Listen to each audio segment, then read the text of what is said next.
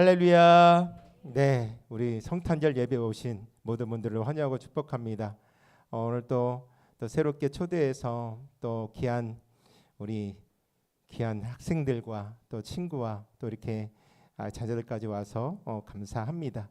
오늘도 하나님께서 주시는 또 이 땅에 오신 그 예수님을 더욱더 축하하며 기뻐하는 우리들의 모습이 되기를 소망합니다. 네, 오늘은 무슨 날이죠? 아까도 인사했죠. 오늘은 무슨 날일까요?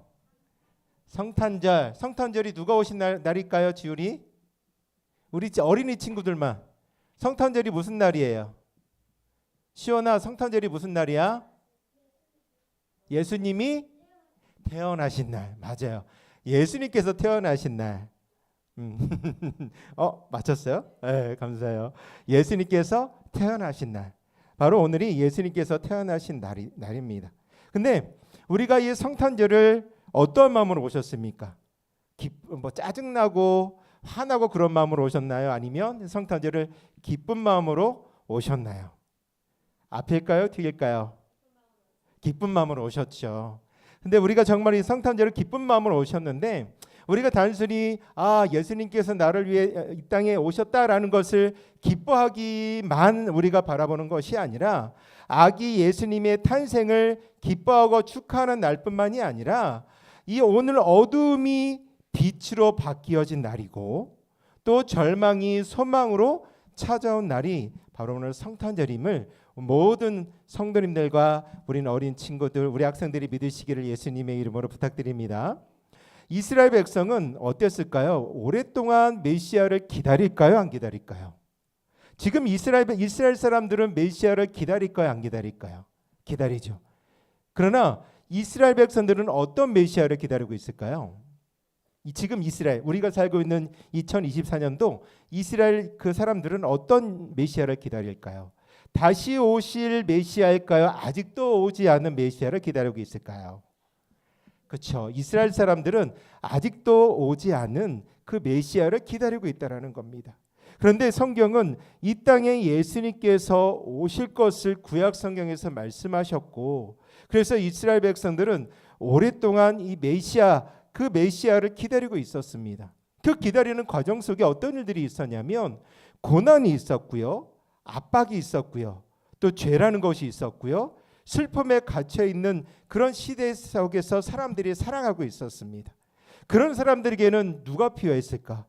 아까 얘기했던 것처럼 메시아라고 하는 우리를 힘들게 하는 이 상황 속에서 우리를 해방시켜줄, 우리를 구원해줄 그 사람을 기다리고 있었다라는 겁니다. 그런데 구약 성경에서 기다렸던 이스라엘 백성들의 메시아는 어땠을까요? 구약 성경이 끝나도 메시아가 왔을까요? 안 왔을까요? 오지 않았습니다. 구약 성경에서 이토록 어렵고 힘든 순간을 지났던 그 순간 가운데에서도 그들은 분명히 구원자가 필요했지만 시간이 흘러도 구원자는 메시아는 오지 않았습니다. 그 기간들이 어느 정도였을까요? 구약 성경이 끝나고 신약 성경이 들어오는 그 침묵의 시간들, 그 시간 동안 메시아가 오지 않았습니다. 이스라엘 백성들은 많이 기다렸어요. 우리를 구원해줄 메시아는 언제쯤 우리에게 오실까? 우리를 이런 어려운 상황 가운데서 나를 구원해줄 영웅은 언제 이 땅에 오실까? 늘 기다리고 있었습니다. 그러다 보니까 오지 않은 메시아가 아직도 오지 않으다 보니까 이스라엘 사람들은 지쳐 있었습니다. 그리고 하나님은 자신들을 잊어버렸을 것 같아라고 하는 생각에 힘들고 어려운 세월들을 보내기도 하였습니다. 그런데 그러던 어느 날 고요한 밤에 거룩한 밤에 전혀 예상하지 못하는 일들이 일어나게 됩니다. 작은 마을 어딜까요? 예수님께서 태어나신 곳이 어딜까요? 베들레헴 마구간입니다. 작은 베들레헴의 허름한 마구간에서 한 아기가 태어났습니다. 그 아기는 평범한 아기일까요? 평범하지 않을까요? 평범하지 않았습니다. 그분은 하나님의 아들이었고 말씀이 육신이 되어서 이 땅에 오신 예수님이셨습니다. 그리고 천사가 목자들에게 나타나서 이런 놀라운 소식을 이야기를 해줍니다. 어떤 소식을 이야기해 주냐면 누가복음 2장 10절과 11절의 말씀에 이렇게 이야기를 합니다. 무서워하지 말라. 보라, 내가 온 백성에게 미칠 큰 기쁨의 소식을 너에게 전하노라.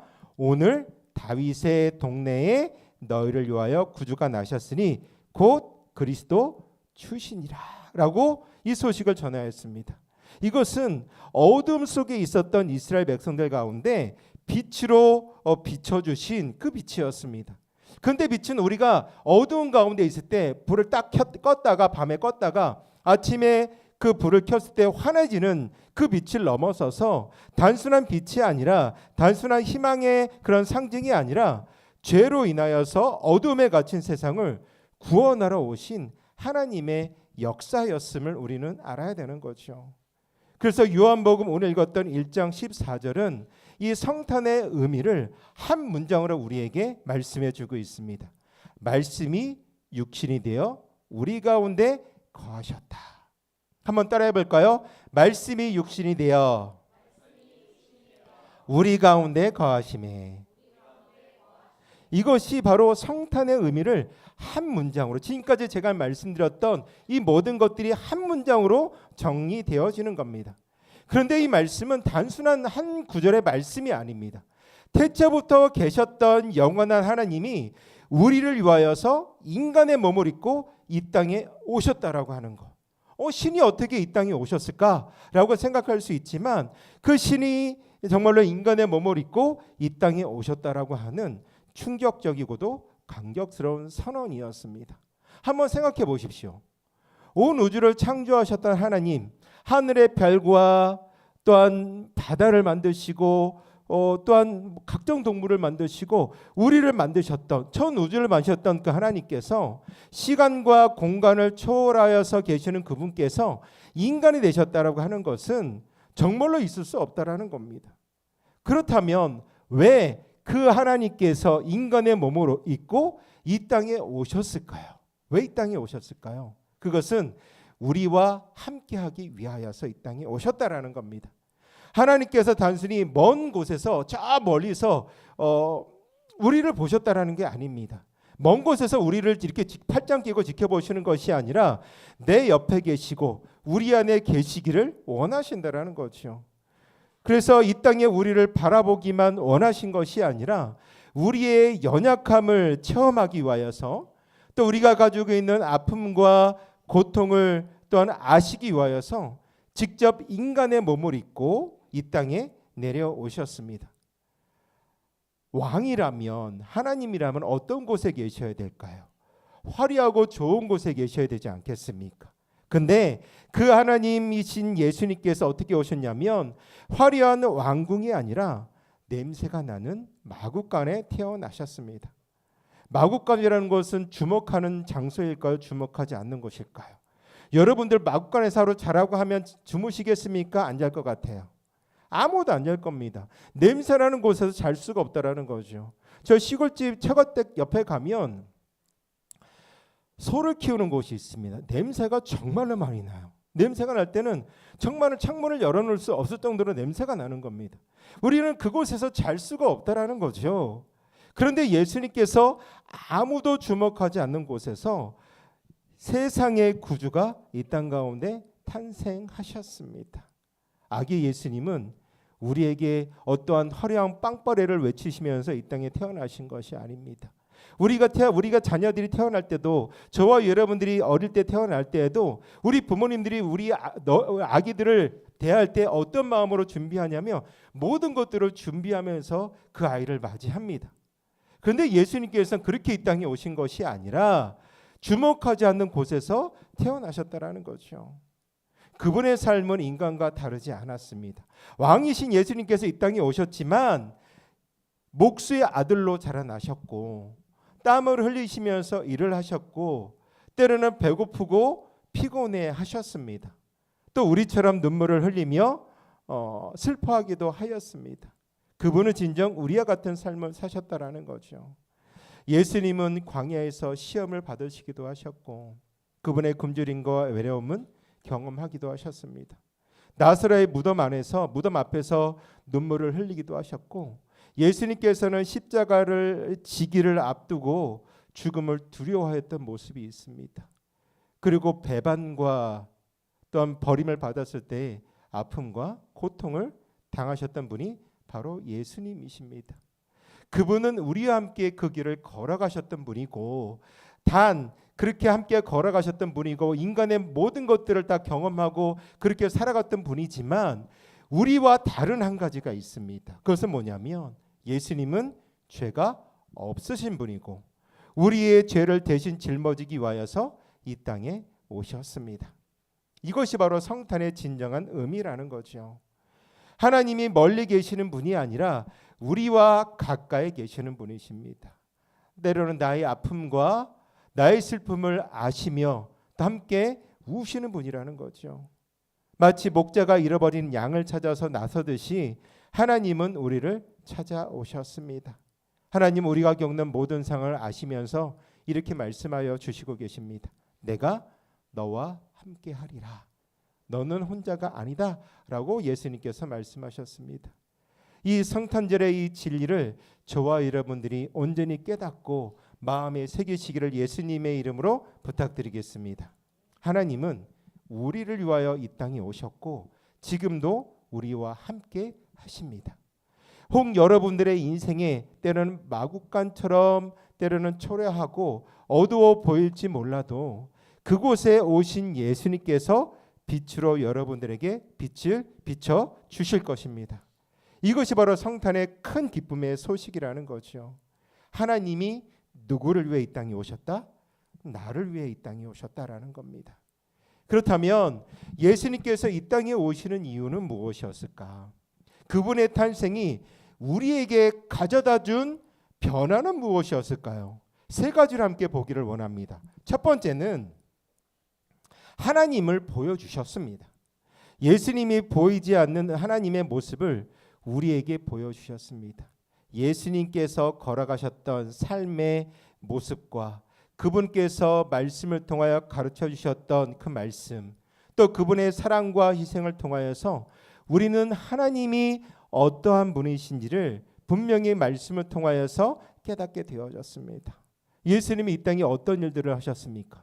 예수님께서 공생의 기간 동안에 어떤 일들을 하셨습니까? 가난하고 소외된 자들과 함께 하셨습니다. 어떤 부유한 자들과 함께 하신 것이 아니라, 어떤 왕과 그 귀족들과 함께 하신 것이 아니라 가난하고 소외한 자들과 함께 하셨습니다. 또 병든 자들을 고치셨고 죄인들에게 용서를 선포하셨습니다. 또 죽음을 두려워하던 사람들에게 부활의 소망을 주셨다라는 것이죠. 두 번째는 어떤 우리에게 가져다 준 두 번째 변화는 무엇이 되어질까요? 바로 우리를 죄에서 구원하셨다라고 하는 말씀입니다. 예수님의 탄생은 십자가를 향한 시작이었습니다. 그분이 우리 죄를 대신 짊어지시고 십자가에서 죽으심으로 우리를 구원하셨습니다. 죄로 인하여 하나님과 멀어졌던 우리가 다시금 하나님께로 나아갈 수 있는 길이 닫혀 있었던 그 길이 다시금 열려지게 되었다라는 것이죠. 그래서 이사야서 53장 5절 말씀에 그의 찔림은 우리의 허물 때문이요 그의 상함은 우리의 죄악 때문이라 라고 말씀하여 주시고 있습니다. 세 번째로 우리에게 알려주신 우리에게 큰 변화는 뭐냐면 생명과 소망을 주셨습니다. 예수님이 이 땅에 어둠의 세상에 빛으로 오셨습니다. 그분을 믿는 자에게는 영원한 약속이 약속되어졌습니다. 요한복음 8장 12절에 나는 세상의 빛이니 나를 따르는 자는 어둠에 다니지 아니하고 생명의 빛을 얻으리라. 사랑하는 성도 여러분, 이 성탄절은 단순히 우리가 예수님의 탄생을 축하하는 날이 아니라 그것은 우리에게 주어진 구원의 날이고 새 생명의 시작의 날임을 우리는 늘 기억해야 합니다. 이 놀라운 구원의 기쁨의 소식을 마음에 새기고 삶의 모든 영역에서 예수님의 빛을 경험하기를 예수님의 이름으로 축복드리겠습니다. 예수님이 태어날 그 밤 들판에 있었던 목자들을 한번 기억해 보셨으면 좋겠습니다. 그들은 천사의 소식을 듣자마자 어디로 달려갔을까요? 예수님이 태어나신 베들레헴 마구간으로 달려갑니다. 그리고 그들은 예수님을 만나고 돌아가며 하나님 앞에 영광을 돌려드렸습니다. 그들은 성탄의 기쁨을 온 마음으로 받아들였다라는 거죠. 오늘도 동일한 초대를 우리에게 말씀하여 주시고 있습니다. 예수님은 지금도 우리에게 이렇게 말씀하십니다. 마태복음 28장 20절에 보라 내가 세상 끝날까지 너희와 항상 함께 있으리라. 이 고백을 듣는 이 성탄절을 맞이하고 있는 여러분들은 어떻게 반응하시겠습니까? 예수님께서 오늘 저와 여러분들의 마음의 문을 두드리고 계십니다. 뚝뚝뚝 두드리고 계십니다. 우리를 빚으시고 우리를 초대하고 계십니다. 그분을 믿고 영접하는 자에게는 새로운 삶이 시작되어진다라는 거죠. 우리가 성탄절을 매해 보내는 성탄절을 단순히 예수님의 탄생 그것만으로 우리가 기억하고 나아가는 것이 아니라 내가 그분으로 말미암아 새로운 생명을 얻은 그 날을 우리가 기뻐하며 그 주님을 탄생을 우리가 함께 소망해야 되는 것이죠. 사랑하는 성도 여러분, 절망 대신 소망이 우리 가운데 주어졌습니다. 어두운 가운데 있었던 우리에게 빛으로 그 주님께서 찾아오셨습니다. 그러기에 이 성탄절은 하나님의 사랑이 이 땅에 내려온 날입니다. 우리를 위해 인간이 되신 예수 그리스도, 그분께서 주시는 구원의 은혜를 늘 잊지 마시고 기억하시기를 부탁드리겠습니다. 이 시간 여러분들의 마음에 다시금 예수님을 모시기를 소망합니다. 그분이 우리의 삶의 빛이 되어 주시고 우리를 새롭게 하여 주실 것을 믿으시기를 소망합니다. 마지막으로 요한복음 3장 16절 말씀입니다.